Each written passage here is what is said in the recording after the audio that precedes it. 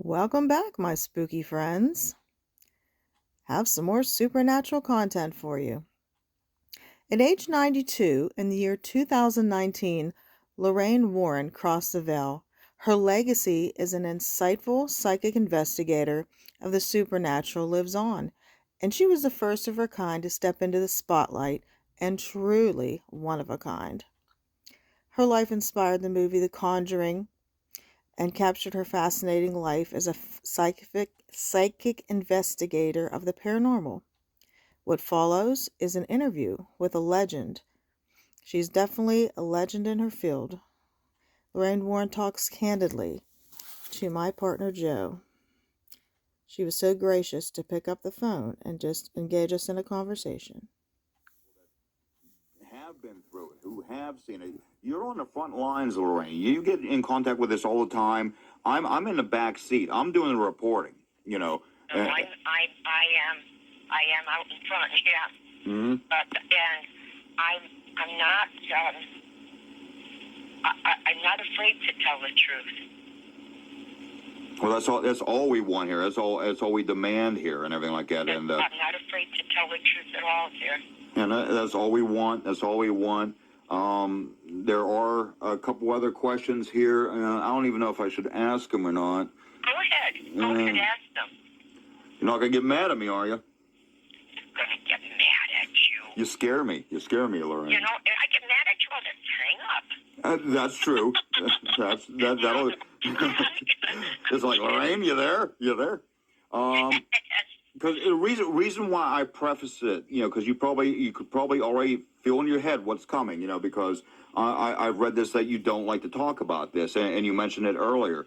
All I have to do is say one word, and I'd have like two questions on it, and probably what that one word would be, and that one word would actually be Amityville. Mm-hmm. Can I talk to you about that? Of course you can.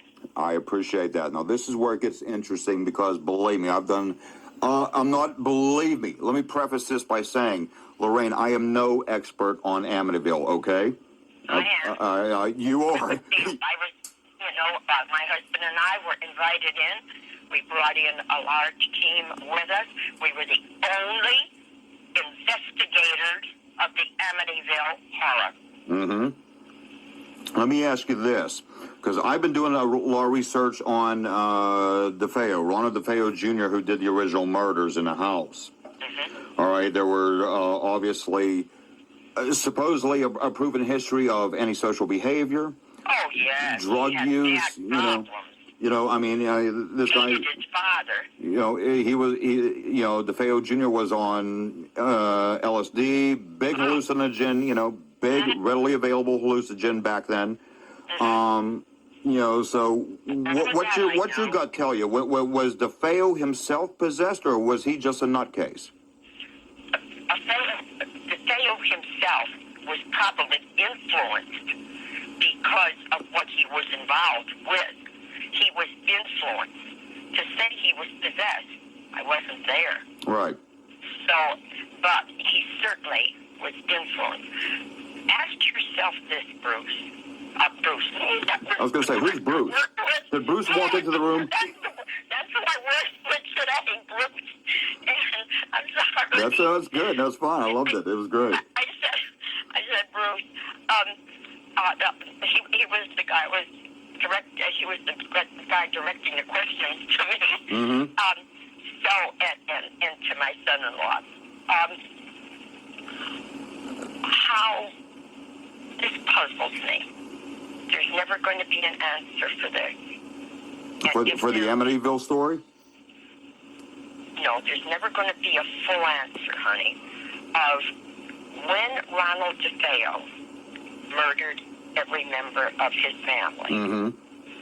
When we went in that house, these people were all on their stomach. They all were on their stomach. Yeah. Every one of them were sleeping on their stomach. He started on the 3rd floor and went to the 2nd floor.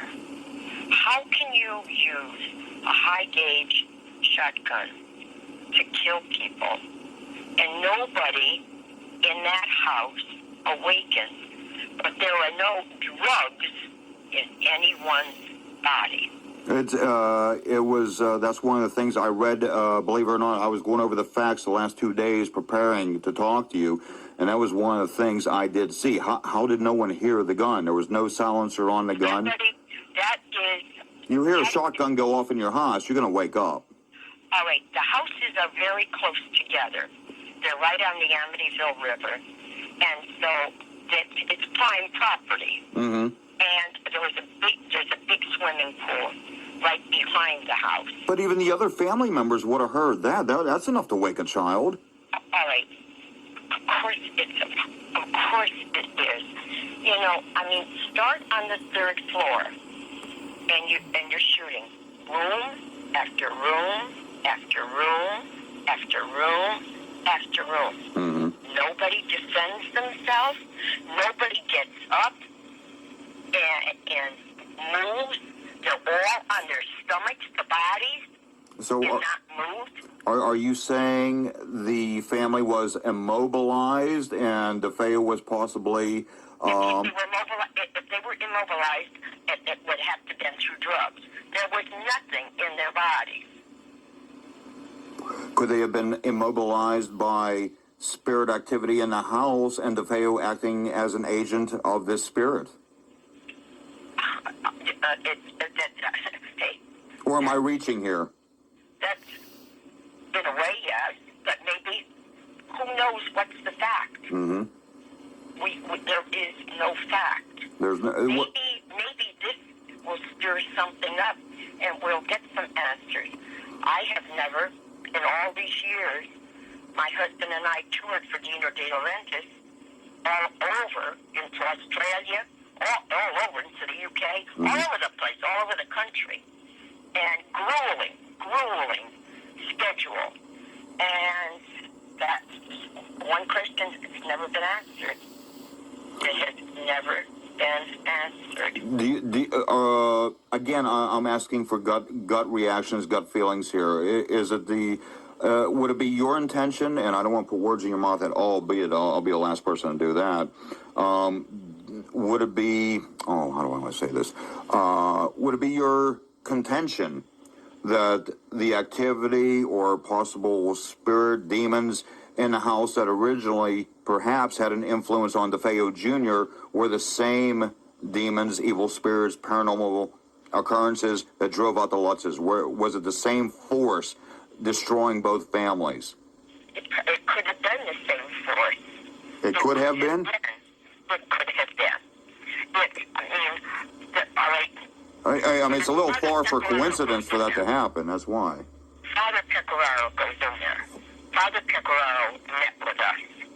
He asked to meet with us. Mm-hmm. He asked to meet with us at Kathy's mother's home. And he wanted it on the feast of St. Joseph, so he could make St. Joseph's bread for us. Mm-hmm.